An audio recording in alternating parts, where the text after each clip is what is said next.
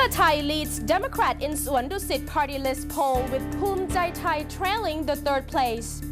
Telecom industrialists hope the Democrat and เพื่อไทย can keep their promises for 3G if one of them forms the government. Suwit Kungitti has asked UNESCO to delay deliberation of the management site for Khao Pravihan for fears that it might lead to further escalation of conflict between Thailand and Cambodia.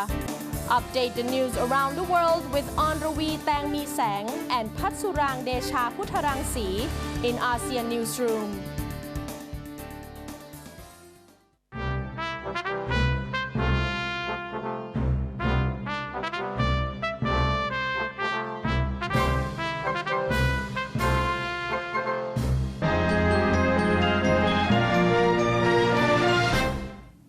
Good morning and welcome to Asean Newsroom. Today is Monday, June the 20th of 2011. You're with me, Arawi Tangmi Sang. And I'm Patsurang Desha Putharangsi. Once again, เพื่อไทย leads Democrat in สวนดุสิต party list poll with ภูมิใจไทย trailing the third place.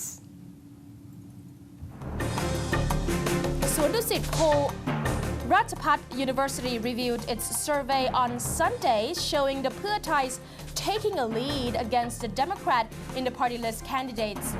From the survey of 102,994 respondents nationwide, Suwon Dusit poll showed that 51.55% respondents voted for เพื่อไทย party list candidates, 34.05% for the Democrats' party list candidates.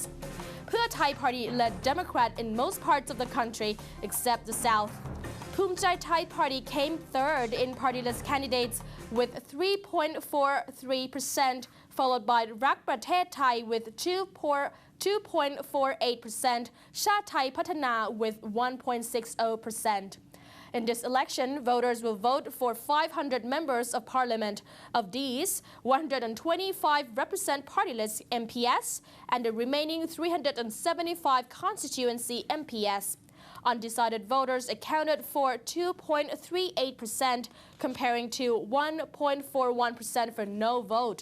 The survey was conducted during June 4th to 18th. Respondents are eligible voters in 375 constituencies nationwide. Kun Patsurang, on Friday, I had a chance to interview Kun Aphirak Gosayotin, Democrats' Bangkok campaign manager, on the poll that says เพื่อไทย will lead Democrat in many constituencies in Bangkok. Let's see what he said. Yes. As many polls say that เพื่อไทย will more votes in many constituencies in Bangkok, and what is your opinion of it? Well, the latest poll is mainly still up to 50% of the voters who are still undecided. So that would be the variable, that impact for all the poll that has been surveyed. Secondly, what we have been analyzed is that most of the people who are living in housing projects, especially on the middle class, normally you wouldn't find them because they would go to work. You would find only the maid or people who work in that house. So that's the majority who are normally would support the Democratic Party. So we still believe that even though we still have a gap between Democrat and the Thai Party, but within many areas, especially in the inner of Bangkok, where we hold our stronghold, even though we still work very hard, but again, we really understand.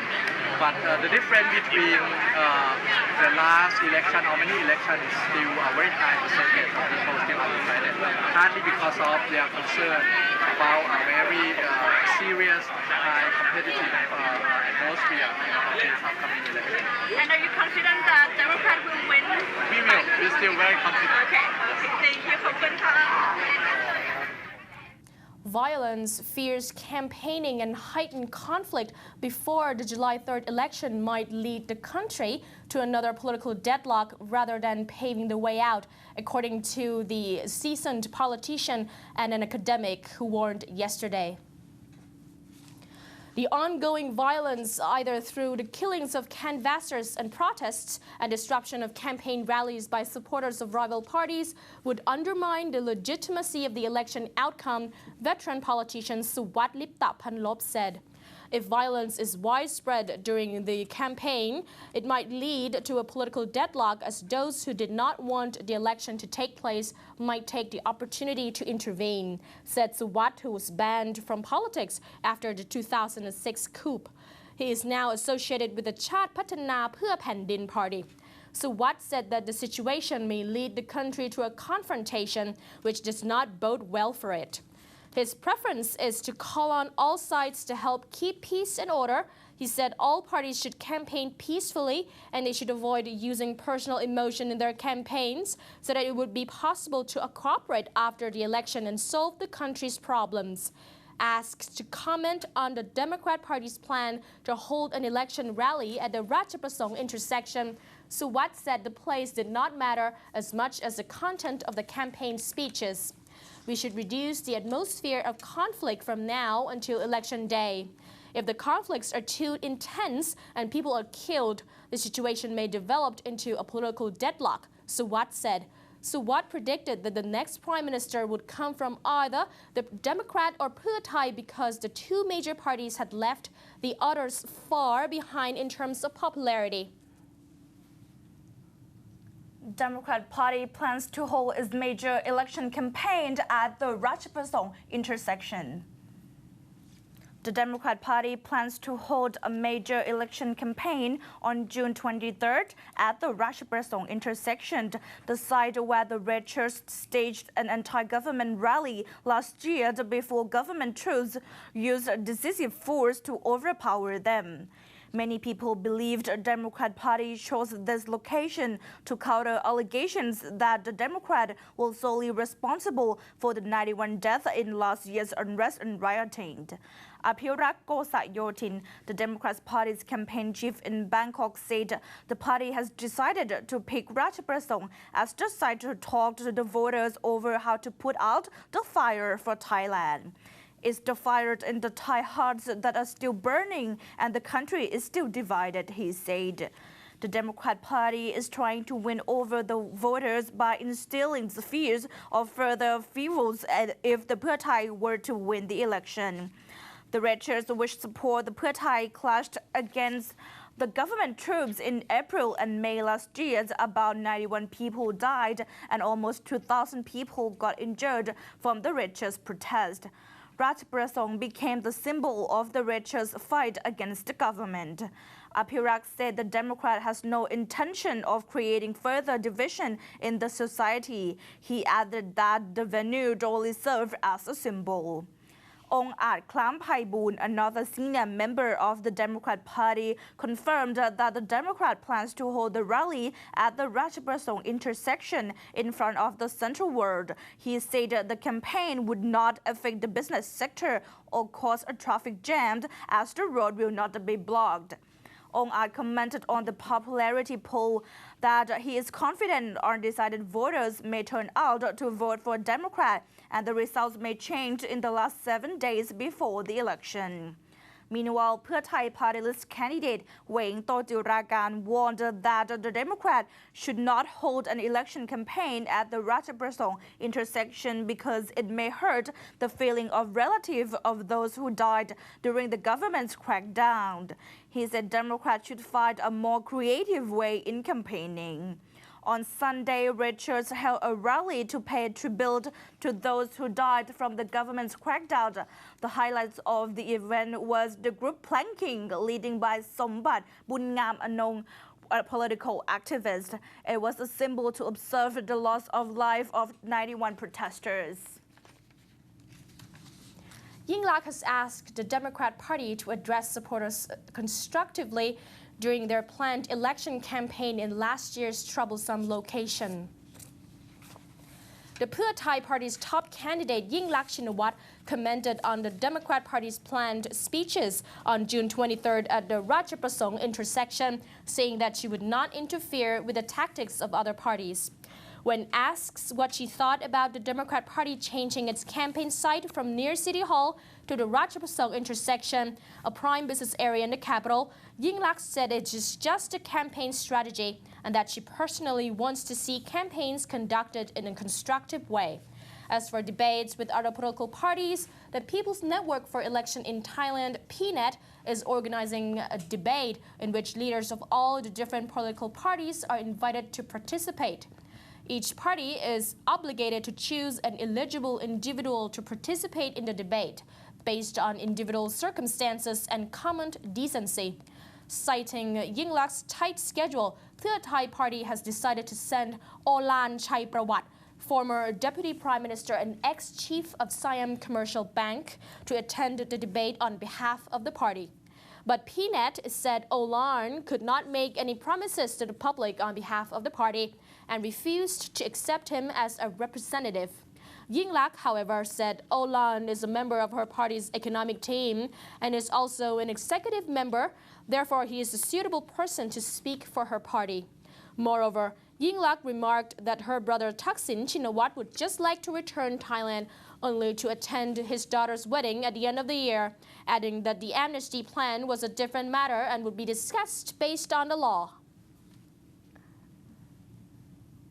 The Democrat and Pheu Thai parties have both made identical promises to ensure the quick and successful advent of the new national broadcasting and telecom watchdog, knowing that it is a key part in their ICT policy campaigns on promoting equal broadband service accessibility and fair competition in the telecom sector.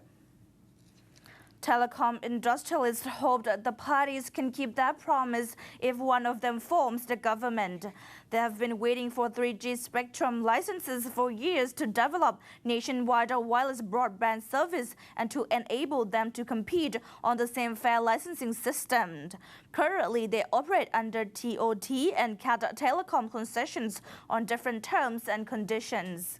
The process to grant the 3G licenses has seen a lot of support and opposition, as well as a series of legal challenges from involved parties.